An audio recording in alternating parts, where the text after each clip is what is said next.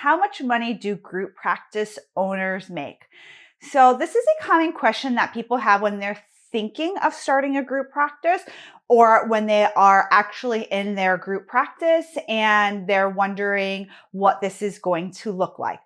So it's a complicated question, as anytime we talk about money, it can be kind of complicated because it depends at what stage you are in your group practice.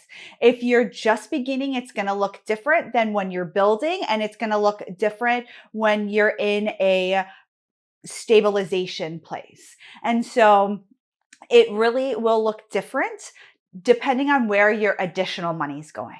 If you are just starting out in your group practice, you probably won't see that much more money than you made as a solo practitioner.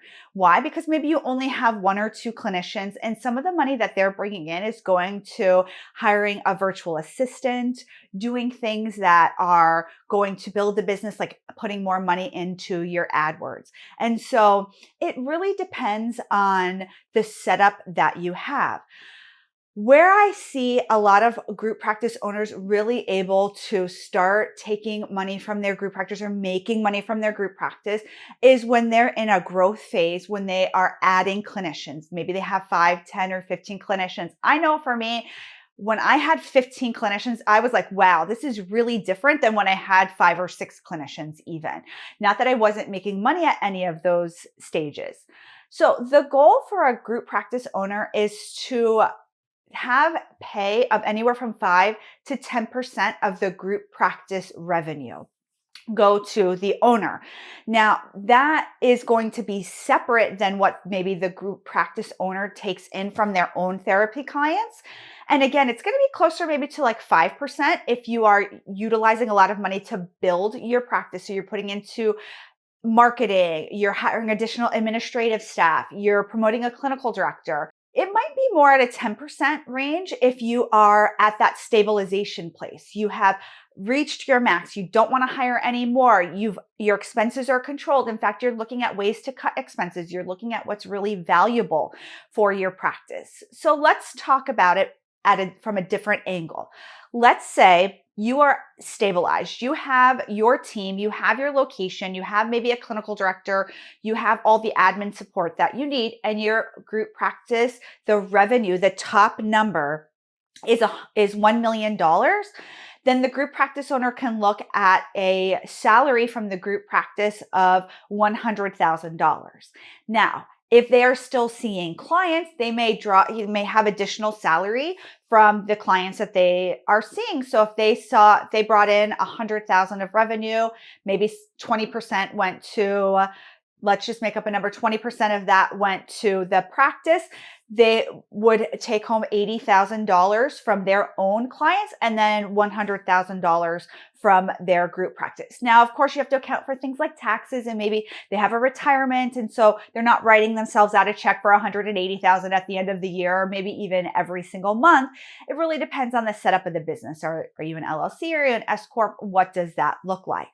But that gives you a general idea of what a group practice owner will make. So when you are joining a group practice, for instance, you're thinking the group practice owner, you're giving them anywhere from 50 to 30% to the group practice, and you're thinking they are making, they're getting 20% of that. That is not very common. Maybe in a private pay practice, you might see, because in private pay practices, it's very common to pay people around 50%, and maybe the group practice owner would be taking more of that 50% for themselves. But that's also because in group practices that are private pay, there tends to not be they tend to be more boutique style. They don't have as many practitioners, and their revenue looks differently, and the way that they have to do marketing looks different. So they might take more of that, but it might not be comparable to, let's say, an insurance-based practice.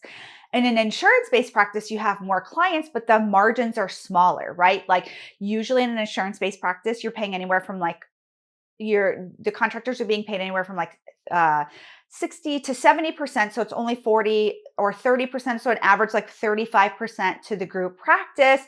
I can tell you expenses for a group practice can be very expensive, especially the larger you get. The larger you get, more money goes into admin, whether that's clinical admin or operational admin. And so actually the group practice owner might start even taking less, because instead of taking 10%, they might be closer to a 5%, even though their revenue is higher.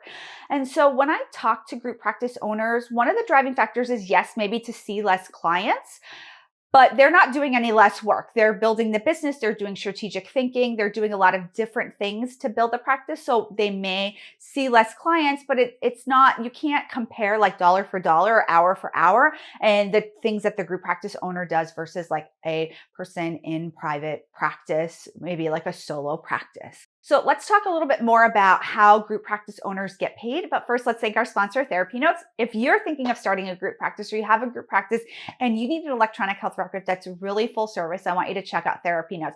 They are so fantastic. We use them for our group practice.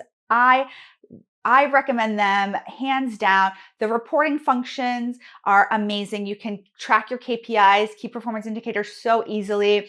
You can really take a look at where your business is at. You can look at your revenue. You can look at aging claims. You can look at what's been paid, what's not been paid, what notes have been written. I highly recommend TherapyNotes. And what makes it so great is that you can call them up. They can guide you. They can give you support. Their customer support is amazing. So check out TherapyNotes. So again, group practice owners can expect to make anywhere from 5 to 10% of the revenue that is brought in from their practice. If you have an insurance-based practice or a private pay practice, that might look different. If you have contractors versus employees, that might look different. I have found that the difference between contractors and employees is not that much, because you have to pay taxes when you have employees, like the employer portion. So you just adjust how you pay people. It's not like you take more or less when there's an employer or contractor. You just adjust for taxes, basically. And so, yes, it can be lucrative to be a group practice owner, depending on how big your practice is, how much your expenses are. If you have very low expenses, like you're a virtual only practice, you have limited other, you have a great word of mouth, you're not doing Google AdWords, maybe you already have a website, you're not having to put out a lot of money, you can expect your pay to be higher. If you have a large group practice that you're doing AdWords, you have a lot of admin support, you have a lot of other expenses, you have a lot of overhead, then you have to do the adjustments. But as always, talk to an accountant on how you can maximize your accounting, your payments to yourself, payroll, expenses. They are the person to help guide you. I'll see you soon, everybody. Bye.